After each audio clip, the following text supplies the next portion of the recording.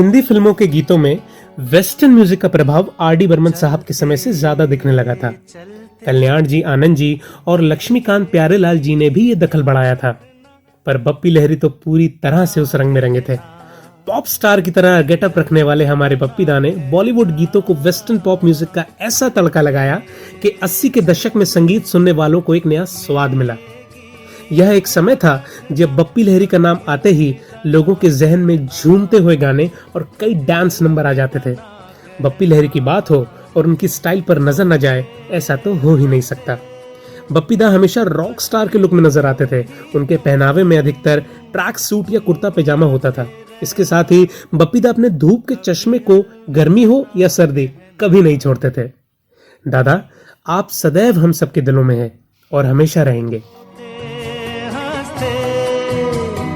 बस यूं ही तुम गुनगुनाते रहना, कभी अलविदा ना कहना, कभी अलविदा ना।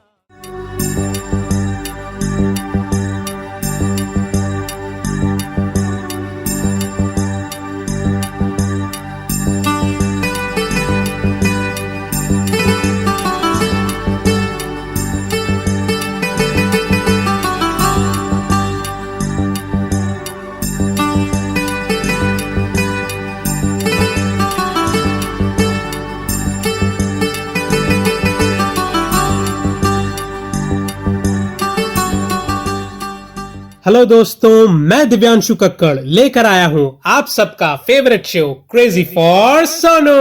कैसे मैं कहूँ तुझसे, रहना है तेरे दिल में। दोस्तों, आज मैं आपको बताऊंगा कि हमारे सोनू जी कैसे इंस्पायर हुए हमारे लेजेंडरी सिंगर्स से।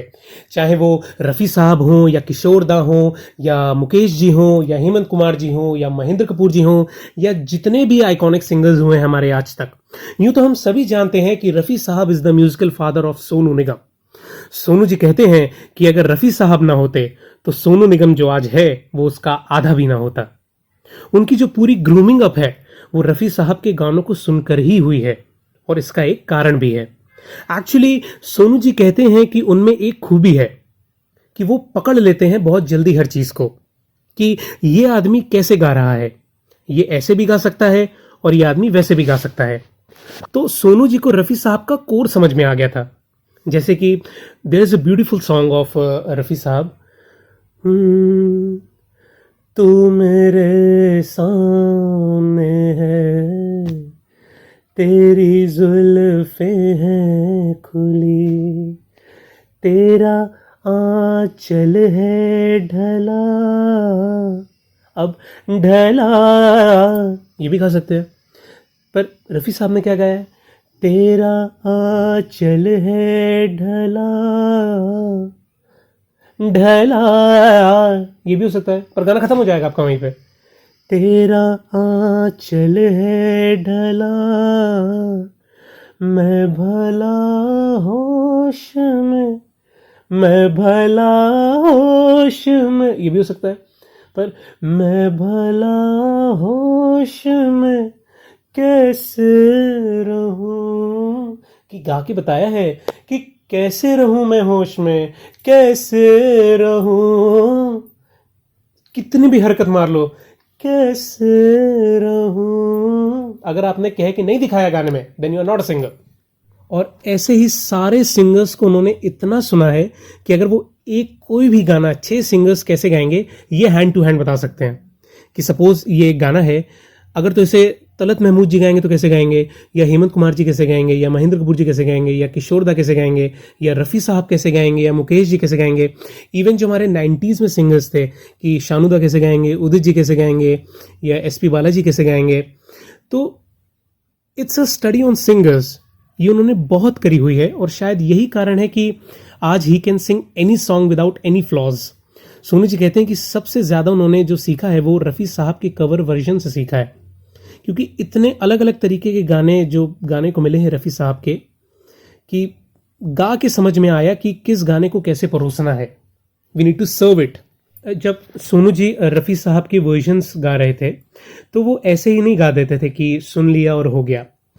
टी सीरीज में एक टेप रिकॉर्डर होता था उस समय, तो वो सोनू जी क्या करते थे कि जो भी गाना है उसका एक मुखड़ा लिखते थे और उसकी मार्किंग करते थे फिर कि यहाँ गाने में सांस लेनी है, यहाँ सांस नहीं लेनी है, यहाँ कर्व आएगा, इस मुखड़े की जो पहली लाइन है इसमें ये हरकत है और उसी मुखड़े की जो सेकंड लाइन है उसमें दूसरी हरकत है। तो इतनी डिटेल्ड मार्किंग करते थे, मतलब इतना ध्यान दिया उन्होंने। एक वो गाना है, बहुत ही प्यारा गाना है रफ़ी साहब का, तेरे नाम का दीवाना, ये हरकत हो गई। अब जो इसी मुखड़े की जो दूसरी लाइन है फिर से, तेरे नाम का दीवाना तेरे घर को ढूंढता है। मतलब इतना ध्यान दिया है उन्होंने और इतने प्यारे गाए हैं सारे वर्जन्स कि मतलब लाजवाब। सोनू जी कहते हैं कि कभी कभी मैं सोचता हूं कि काश कभी मुलाकात हुई होती रफ़ी साहब से तो जिंदगी संवर जाती। फिर कहते हैं कि और कितना मिलूंगा अब मैं, इससे ज्यादा क्या ही मिल सकता है कोई किसी से, इतना तो मैं खुद से नहीं मिला जितना रफ़ी साहब से मिला हूं। और अब हुआ है मेरे जाने का वक्त और जाते जाते सोनू जी रफ़ी साहब से बस यही कहना चाहेंगे, अब है सामने इसे छू लूं जरा, मर जाऊं या जी लूं जरा।